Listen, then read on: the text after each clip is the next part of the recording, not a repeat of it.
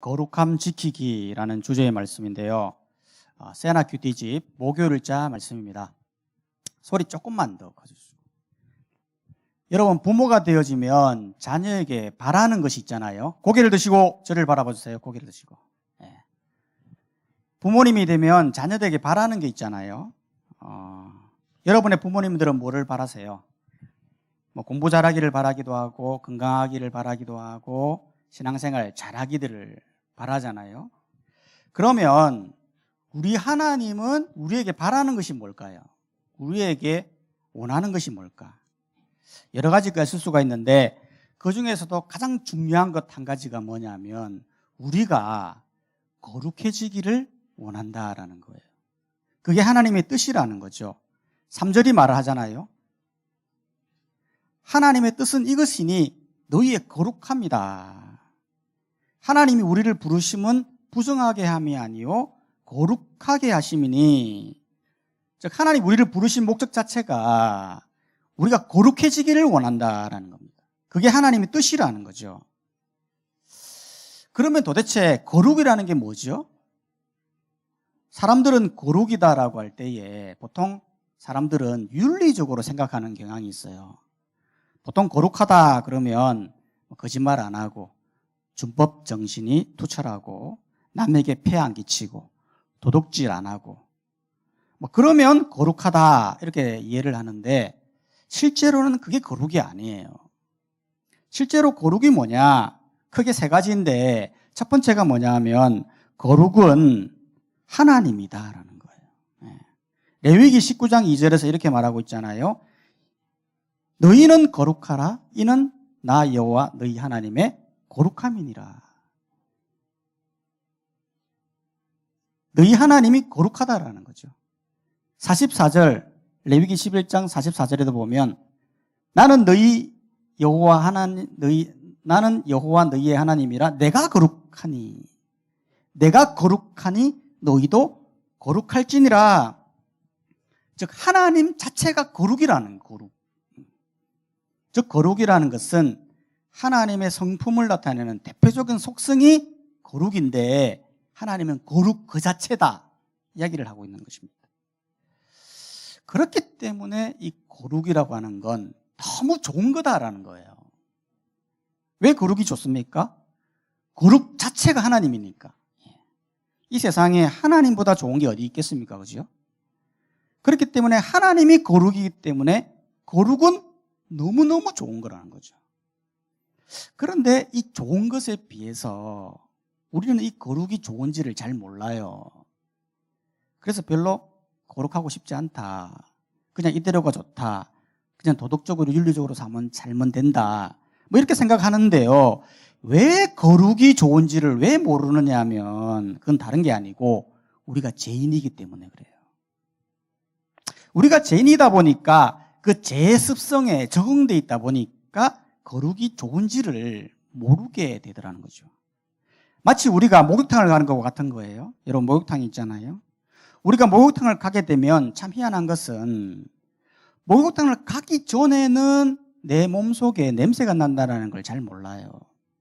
근데 희한한 건 목욕탕에서 깨끗하게 목욕을 하고 옷을 입으려고 하면 옷에서 냄새가 난다는 걸 그때 알게 되는 거죠. 희한하게 목욕하기 전에는 내 양발이 더러운지를 몰라요. 근데 목욕을 깨끗하게 하고 나서 양발을 신으려고 해보세요. 너무 찝찝해서 못 신어요. 그때 알아요. 아, 양발이 더러운 존재였구나. 돼지도 마찬가지죠. 돼지도. 여러분 돼지우리 한번 가보셨습니까? 냄새가 장난이 아니거든요. 돼지가 막 변을 그 자리에서 막 누기 때문에 냄새가 장난이 아닌데도 돼지들은 잘 몰라요. 왜? 익숙해져 있거든. 이 세상이 그렇다라는 거죠. 이 세상 속에 인간이 죄인으로 그 죄에 찌들려 살다 보니까 그것에 익숙해서 자기들이 얼마나 더러운지도 모르고 거룩이 얼마나 좋은지도 모르더라는 거죠. 그래서 실제로 거룩이라는 건 너무 좋은 거예요. 너무 좋은 게 거룩이에요. 왜? 하나님 자체가 거룩이니까. 거룩은 죄 자체가 없는 순수하고 깨끗하고 천국에 살만한 아름다운 것이 거룩이다라는 것을 우리는 기억해야 돼요. 두 번째 거룩은 뭐냐? 두 번째 거룩은 구별이에요. 여러분, 구별이 무엇입니까? 구별은 분리하는 거잖아요. 목사님이 예전에 대청소를 한번 한 적이 있거든요. 대청소를 하니까 막 잡다한 것들이 다 모였어요. 그래서 목사님이 그 자리에 앉아서 쓰레기는 쓰레기대로, 불필요한 건 불필요한 것대로, 값진 거는 값진 것대로, 소중한 거는 소중한 것대로 이렇게 다 구별했어요. 그리고 나서 쓸데없는 거, 쓰레기 이런 것들은 다 모아다가 버려버리고 귀중하고 값진 것들은 따로 구분해서 따로 이렇게 정리를 했었어요. 거룩이 바로 구별이다라는 거죠. 레위기 말씀도 마찬가지예요. 레위기 11장 45절에 보면 나는 너희의 하나님이 되려고 너희 땅 애굽 땅에서 인도하여 낸 여호와라. 내가 거룩하니 너희도 거룩할지라. 내가 거룩하니까 너희도 거룩하라라고 하시면서 앞서 뭐라고 말하라고 하느냐 하면 너희를 애굽 땅에서 인도하여 낸 여호와다. 성경에 보면요, 이 말을 너무 많이 말씀하세요. 하나님이 내가 너희를 애굽 땅에서 인도한 하나님이다. 그 얘기를 굉장히 많이 해요. 왜 말을 하는 겁니까? 구별시켰다는 거죠. 구별시켰다. 즉 물리적으로 딱 구별시켜 놓고 요구하는 거죠. 뭘? 다른 걸 요구한 게 아니고 거룩하여라. 그 구별되는 기준점이 뭐냐? 거룩이라는 거죠. 즉 하나님의 백성과 세상 사람들의 구분점이 뭐냐? 거룩한 백성이라는 거죠. 거룩한 백성이 하나님의 백성이고 거룩하지 않는 백성이 세상 사람들이다. 그 기준점이 바로 거룩이다. 오늘 말씀도 마찬가지죠. 3절에 보면 이렇게 말하고 있어요. 하나님의 뜻을 이으시니 너희의 거룩함인데 곧 음란을 버려라. 각각 거룩함과 존귀함으로 자기 아내를 대할 줄을 알고 하나님을 모르는 이방과 같이 세욕을 따르지 말라는 거예요. 뭘 말하는 겁니까? 구별되어져야 된다. 구별. 누구랑? 데살로니가 사람들이랑 구별되어야 된다. 즉 음란을 버리라, 자기 아내를 잘 대하라, 세욕을 따르지 말라라고 하는 말은 결국 데살로니가 사람들이 이러한 일들을 했다는 거죠. 즉 데살로니가 성도들은 음란했고 자기 아내를 잘 대하지 못했고 세욕을 따라갔다는 것을 의미하는 거예요. 실제로 이때 당시에 성적으로 얼마나 문란했습니까? 로마 시대에 가장 문란했던 나라가 로마 아닙니까? 전 세계에 패권을 쥐고 있었기 때문에 가장 성적으로 문란했던 곳이 로마거든요.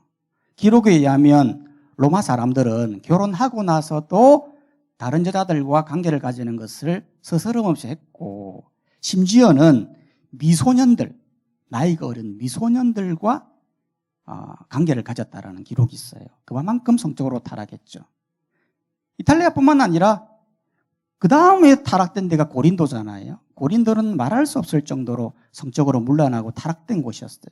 그 다음이 데살로니가였는데 이 데살로니가의 기록을 하면은 성적 쾌락을 위해서 아내 외에 애인은 필수였고 창기와의 관계도 서스럼없이 행했으며 아내 또한 단순히 육적인 해소를 위하여 아내를 삼는 성적인 도구로 삼았다고 합니다.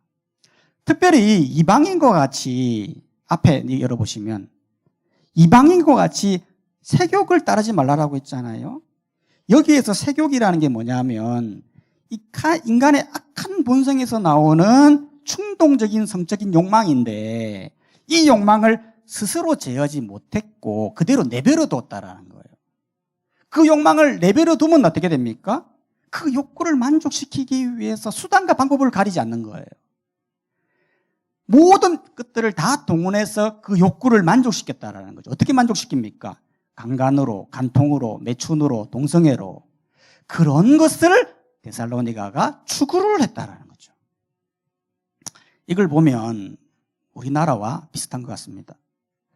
우리나라도 보면요, 세욕을 추구하는 사회거든요. 충동적인 사회. 오늘날 시대가 우리나라가 얼마나 육감적인 시대입니까? 보이는, 시각적으로 보이는 이 육감적이고 감각적인 시대거든요. 제품도 디자인이 안 이쁘면 안 삽니다. 그렇지 않습니까? 보이는 것들로 인하여 충동질하게 하는 세상을 우리가 살고 있다는 거죠. 유튜브도 한번 봐보세요. 여러분 유튜브를 보면 예전에는 우리가 TV를 보면 자기가 선택한 게 별로 없었어요. 그냥 주어진 대로 봤어요. 근데 유튜브는 어떻습니까? 자기 기호대로 볼 수 있어요. 모든 시각을 거기에 집중하게 만드는 거예요. 그러니까 빨려 들어갈 수밖에 없어. 내 관심사가 계속해서 나오는 거지. 계속해서 나오는 거예요.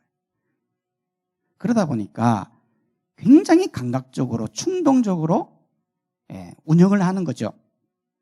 실제로 유튜브 개인 방송을 보더라도 그냥 방송하면 되는데 그러면 사람들이 별로 안 들어와. 그러니까 반쯤 벗은 채로 나오는 거예요.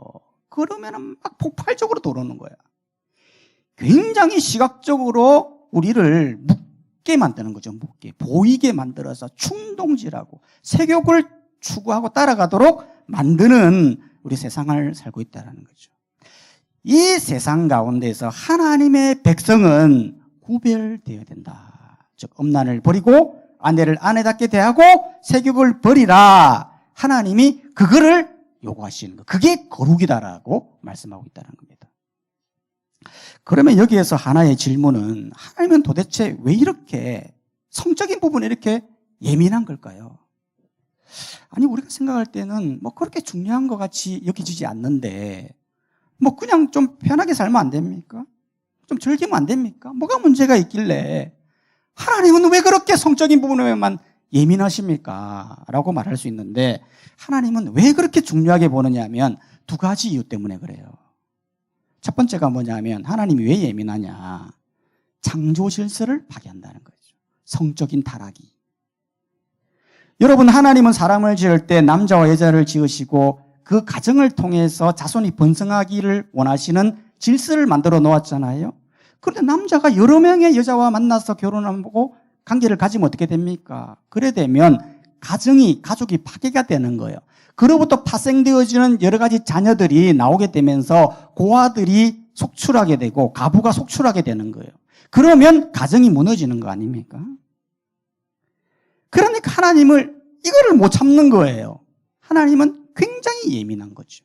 왜냐하면 하나님은 고아의 아버지시고 가부의 재판장이시기 때문에 이 부분에 대해서는 용납이 안 되는 거죠. 두 번째로 왜 예민하냐? 두 번째는 하나님을 알지 못하게 하기 때문에 그래요. 실제로 호세아 5장 4절에 보면 이렇게 말하고 있습니다. 그들의 행위가 그들로 자기 하나님께 돌아가지 못하게 하나니 이는 엄란한 마음이 그 속에 있어 여호와를 알지 못하는 까닭이다. 하나님을 왜 모릅니까? 엄란한 마음이 있기 때문에 그렇다. 에스겔 6장 9절에 보면 엄란한 마음으로 나를 떠나고 엄란한 눈으로 우상을 섬겨. 마음이 있으니까 하나님을 떠나게 되더라는 거죠. 뿐만 아니라 눈으로 우상을 섬긴다. 우상으로 보더라는 거죠. 음란이 뭡니까? 우상적인 존재다라는 것을 말하고 있다는 것이죠. 여러분 실제로도 그렇습니다. 여러분 우리의 마음속에 음란이 자리 잡게 되잖아요. 그러면 절대 하나님이 들어갈 수가 없습니다. 왜냐하면 이 음란이 주는 이 세계가 너무 강렬하거든요. 그렇기 때문에 이걸 떼어낼 수가 없어. 들어와 버리면. 그러니까 그 음란 자체를 우상으로 섬기기 때문에 하나님을 믿지 못하게 되더라는 거예요. 사탄이 이거를 너무 잘 알죠. 사탄이. 그래서 사탄이 어쨌든 간에 음란하도록 부여하고 동기를 부여하고 보여지게 하고 그래서 묵습니다. 굉장히 달콤한 목소리로 조금씩 타락시켜서 결국에는 멸망시키려고 사탄이 이걸 이용하는 거죠. 그렇기 때문에 하나님은 이 성적인 타락을 굉장히 예민하게 보는 거예요. 왜? 타락하면 가정이 파괴되고 하나님을 알지 못하게 되기 때문에 어찌든 간에 돌이키도록 하나님 말씀하시는 거죠. 세 번째로 거룩은 또 뭐냐 하면 세 번째는 성화예요. 성화. 이게 무슨 말이냐면 여러분 우리가 앞서 거룩은 너무 좋은 것이다. 하나님 그 자체다. 이렇게 말했잖아요. 그러면 여기서 질문은 그러면 죄인인 인간이 이 엄란한 이 세상에서 어떻게 하나님같이 거룩해질 수 있느냐라는 거죠. 여러분 실제로도 그렇지 않습니까? 눈에 보이는 이 시각적인 이 음란한 세상 가운데 나도 모르게 일어나는 이 욕정을 어떻게 제어할 수 있느냐라는 거예요. 여러분 그렇지 않습니까? 그냥 보이는 게 다 음란이야. 컴퓨터만 켜면 음란한 장면이 나와. 그럼 욕정이 막 올라와. 이걸 어떻게 제어하느냐라는 거지. 충동이 올라오는 거는 이게 죄가 아니에요, 여러분. 올라오는 거는 어쩔 수가 없어. 그런데 문제는 그 충동이 일어날 때에 그 충동을 추구하는 삶을 사느냐, 아니면 그것을 제어하고 맞서고 싸우느냐 하는 것은 또 다른 문제라는 거죠. 많은 사람들은 보여지는 시각 속에서 색욕이 일어나는 추구하는 삶을 살아요. 그냥 자신을 그냥 내버려 둬요. 그렇기 때문에 타락되어 가는 거예요. 그렇기 때문에 하나님을 모르게 되는 거예요. 하지만 그리스도인들은 그렇게 하면 안 된다라는 거죠. 충동이 일어나는 건 잘못이 아니지만 그럼에도 불구하고 오늘 말씀은 뭐라고 이야기하느냐면 맞서라, 싸우라, 음란을 버려라, 아내를 아내답게 대하라, 색욕을 따르지 말아라 명령하고 있다는 거지. 즉 제어할 수 있다라는 거예요. 음란을 버리라는 말은 할 수 있다라는 거예요. 어떻게 제어할 수 있습니까? 그게 바로 성화다. 성화가 제어할 수 있다. 무슨 말이냐면 에베소서 4장 13절에 보면 이렇게 말하고 있습니다.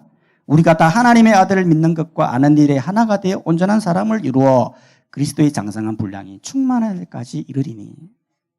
무슨 말입니까? 예수님을 닮으라는 거죠. 예수님의 그리스도의 장성한 분량이 충만할 때까지 닮아가야 된다는 거예요. 성화는 뭡니까? 닮는 거예요. 근데 한 번에 닮는 게 아니고 서서히 닮는 거예요. 마치 산에 올라가는 것 같은 거예요. 우리가 산의 정상에 한 번에 올라갈 수 없잖아요. 조금씩 올라가듯이 주님을 조금씩 닮아가면 결국에는 거룩해진다라는 것을 말하고 있다는 거예요. 여러분 거룩이라는 게 참 신기한 게 뭐냐면 인간이 거룩해지려면 어떤 노력이 필요하지 않아요. 어떤 노력이 필요하냐면 그냥 하나님께 다가가기만 하면 돼요. 거룩은 진짜 신기한 게 뭐냐면 인간이 하나님께 다가가면 다가갈수록 변화가 일어나요. 왜냐하면 하나님은 거룩하신 분이기 때문에 죄인인 인간이 하나님께 조금씩만 다가가면 조금씩 성화되어 가는 거예요. 조금씩. 그죠? 그런데 인간이 하나님을 떠나서 피하고 도망가면 점점 타락되어 가는 거예요. 점점 타락돼. 돌이킬 수 없는 타락, 하나님을 알지 못하는 타락의 상황까지 오게 되는 거예요. 그게 거룩이에요. 그렇기 때문에 우리가 해야 할 일은 주님께 조금씩 다가가는 거예요. 말씀 보고 기도하고 표대이신 그 주님을 향하여 조금씩 변해가는 거죠. 그거를 하나님이 요구하는 거예요. 단번에 거룩해지라 그거 아니에요. 조금씩 변하는 거예요. 말씀을 보고 기도하고 주님의 표대를 향해 달려가고 그러면 서서히 내가 거룩해지는 거예요. 거룩해지면서 그 거룩함에 주는 그 기쁨을 누리게 되는 거예요. 세상 사람들은 이 거룩함을 주는 이 기쁨을 못 누려요.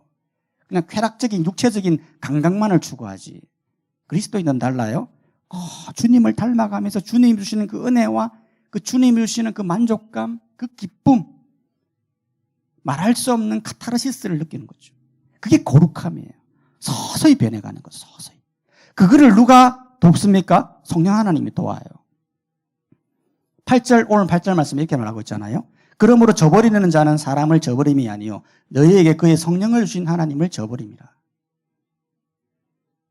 부정하게 살고 타락되어 살면 성령 하나님은 하나님을 저버리는 행복이다. 결국 성령 하나님이 하시는 역할은 이 타락한 이 음란한 같은 이 세상 속에서 성령 하나님은 우리에게 좋은 길을 열어주시고 살 길을 열어주시고 좋은 길을 열어주시는 분이거든요. 그렇기 때문에 성령 하나님께서 우리가 그렇게 잘 살도록 우리에게 인도하시는 분이죠. 이것을 잘 기억하고 우리가 이런 음란한 시대 가운데서 서서히 주님께 성화되어져서 결국 거룩한 성품을 이어받아 이 타락한 이 시대 가운데서 바울과 같이 위대한 사명을 감당하는 우리 모든 파워팀이 다 되시기를 주님의 이름으로 축복합니다.